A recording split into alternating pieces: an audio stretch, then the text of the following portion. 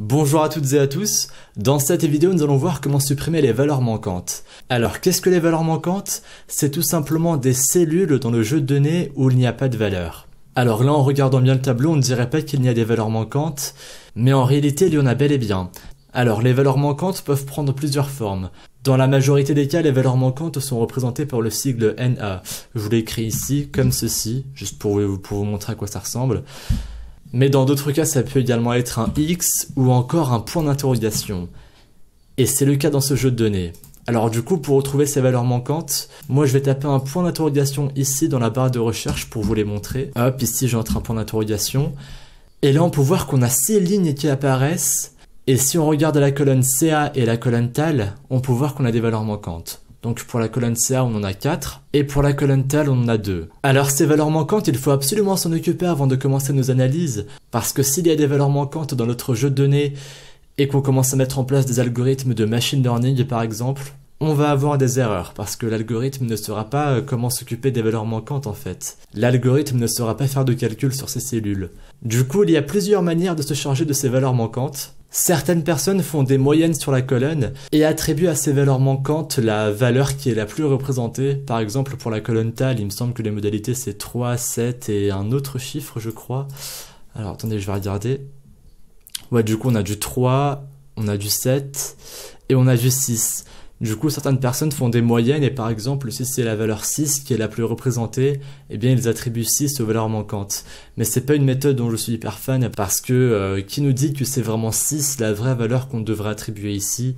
Enfin bref, ça peut vous paraître un peu flou, mais dans tous les cas, c'est pas la technique qu'on va faire. Nous, la technique que l'on va utiliser, c'est de tout simplement supprimer les lignes où on a des valeurs manquantes. Donc ici là on a 6 lignes qui contiennent des valeurs manquantes, on va tout simplement les supprimer, comme ça plus tard on évitera de faire nos analyses là-dessus, et comme ça on évitera également d'avoir des erreurs ou bien des résultats biaisés. Alors pour ce faire je vais tout d'abord vous montrer comment on supprime tout simplement une ligne au hasard. Bon alors peut-être pas au hasard mais une ligne qu'on va définir. Alors d'abord je vais trier le tableau par ordre croissant, à partir des indices, voilà parfait.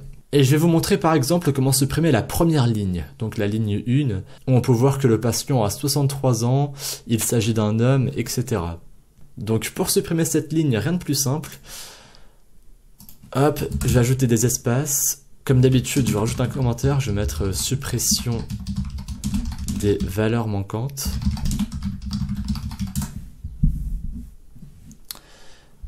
Et ensuite, pour supprimer la première ligne, on ajoute tout simplement le nom de notre jeu de données, donc data comme d'hab. On tape ensuite la flèche et le tiret. On tape à nouveau data, entre crochets. Et là, comme on veut supprimer la première ligne, on va taper -1. Et ensuite, on ajoute une virgule. Alors, pourquoi est-ce que j'ai ajouté cette virgule? En fait, les valeurs qui sont à gauche de la virgule, donc comme on a ici, permettent de viser les lignes du tableau.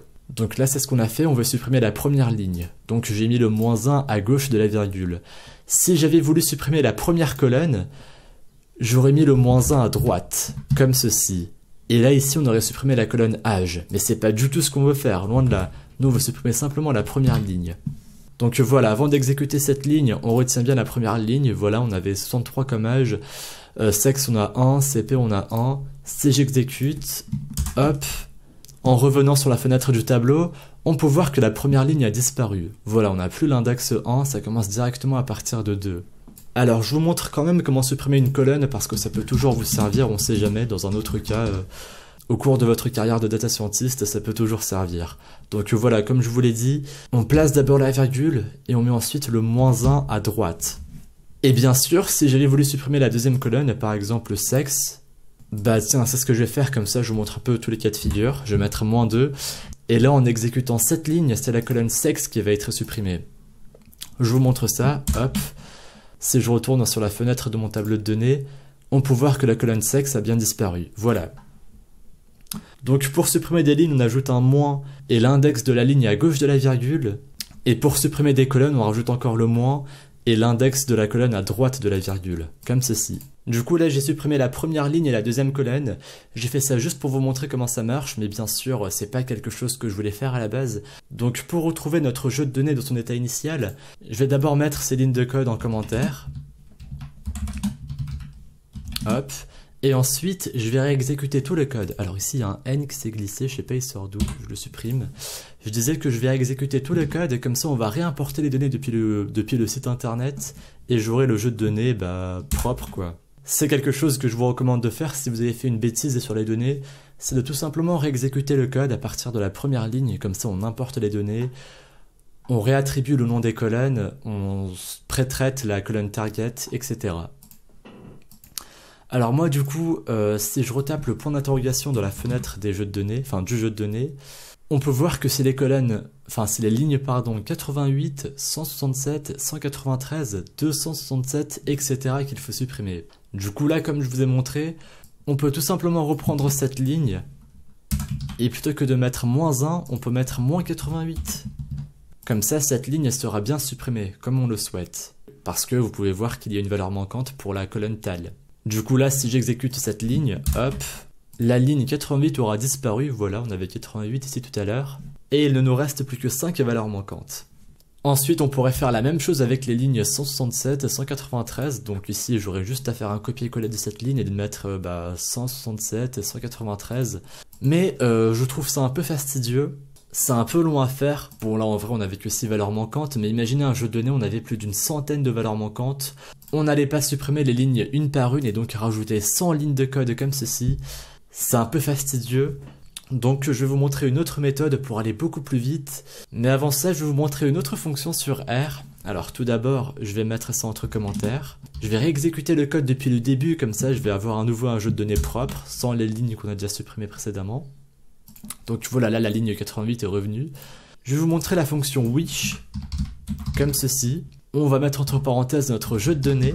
Ensuite, on va pointer vers les colonnes où on a des valeurs manquantes. Donc là, c'était les colonnes CA et tal. Je vais d'abord commencer par CA.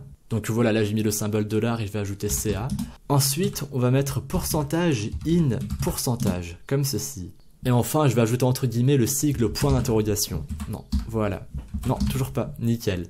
Et en fait, si je fais ça et que j'exécute cette ligne, vous verrez qu'en console, on a les valeurs 167, 193, 288 et 303. Donc vous l'aurez peut-être compris, on a les index des lignes de la colonne CA, on a des valeurs manquantes. Si on vérifie à la ligne 167, on a bien une valeur manquante pour CA, voilà. Pareil pour la ligne 193, de même pour la ligne 288 et enfin pour la ligne 303. Si je fais la même chose avec la colonne tal, je vais faire ça tout de suite. Hop. Voilà. Cette fois-ci, on a 88 et 267 qui apparaissent en console. Si je me réfère au jeu de données, on peut voir que pour la colonne tal, c'est bien les lignes 88 et 267 où on a des valeurs manquantes. Donc voilà, vous l'aurez compris, la fonction wish nous permet d'indiquer les index d'une condition qu'on a demandée. Là, la condition qu'on a demandée, c'est les valeurs de la colonne CA où on a un point d'interrogation, et ici c'était pour les valeurs de la colonne tal où on a un point d'interrogation. Et donc si je vous montre cette fonction, c'est parce qu'on va essayer de la fusionner, de l'imbriquer avec la procédure qu'on a utilisée précédemment pour supprimer des lignes. Et comme ça en fait on va faire en sorte que R détecte automatiquement les lignes où on a des valeurs manquantes, histoire qu'elles puissent être directement supprimées ensuite. Du coup là ce qu'on va faire c'est que d'abord on va mettre ça entre commentaires parce que ça ne va pas nous servir tout de suite. Là j'ai écrit ces lignes juste pour vous montrer comment va fonctionner le code qu'on va écrire. Du coup, dans un premier temps, on va créer une nouvelle variable qu'on va appeler valeur manquante. Valeur manquante CA qu'on va mettre, CA qui correspond à la variable CA, vous l'aurez compris. Et on va y assigner simplement le code qu'on a écrit précédemment. Alors en fait, on aurait pu y aller beaucoup plus vite. On va enlever les commentaires qu'on a mis ici. Et pour la première ligne, en fait, on va juste faire un copier-coller de ça. Voilà. Et de cette façon, en fait, les index de la colonne CA vont être enregistrés dans la variable valeur manquante. Donc là, si j'exécute, on peut voir qu'on a une nouvelle variable qui apparaît ici dans l'environnement. Et cette variable contient les valeurs des index qu'on a énoncés précédemment.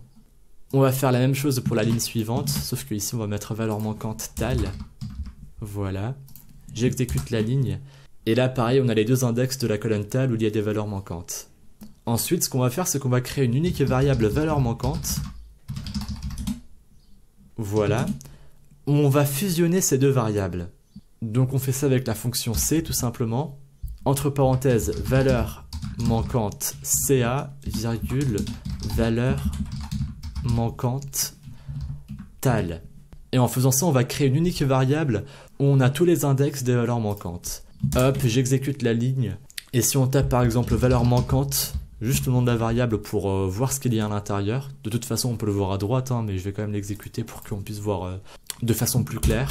Voilà, on a bien les 6 index de nos valeurs manquantes. Donc c'est parfait. Et maintenant, une dernière chose que l'on va faire pour supprimer définitivement ces valeurs manquantes, c'est qu'on va simplement réécrire un data, flèche vers la gauche, tiret. En fait, on va tout simplement faire un copier-coller de ce qu'on a écrit au tout début de la vidéo.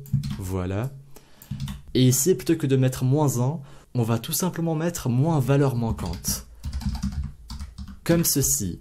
Et là, vous l'aurez compris, en une seule ligne, on va faire data -167, -193, -288. Et juste avec ça, toutes les valeurs manquantes du tableau vont être supprimées.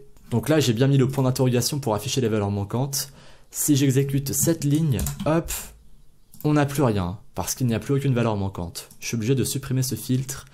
Et là, voilà, on a le jeu de données bien nettoyé avec aucune valeur manquante. Et voilà. Alors moi je vais supprimer ces premières lignes, moi je vous recommande de les garder juste en commentaire parce que si un jour vous en avez besoin pour supprimer juste une ligne par exemple ou une colonne, vous n'allez pas refaire tout ça quoi. Là je vous ai montré une méthode pour supprimer les valeurs manquantes s'il y en a vraiment beaucoup, mais s'il y en a juste une seule, vous pouvez faire ça comme ça rapidement, ça va beaucoup plus vite. Mais moi pour le coup, vu qu'on avait 6 valeurs manquantes, j'ai quand même mis en place cette méthode un peu plus développée, histoire que ça aille plus vite. Mais voilà, de mon côté, je vais supprimer ces premières lignes parce que je ne vais plus en avoir besoin. Du coup, c'était tout pour cette vidéo. On a vu comment supprimer les valeurs manquantes de façon automatique et également de manière unitaire si jamais on en a besoin.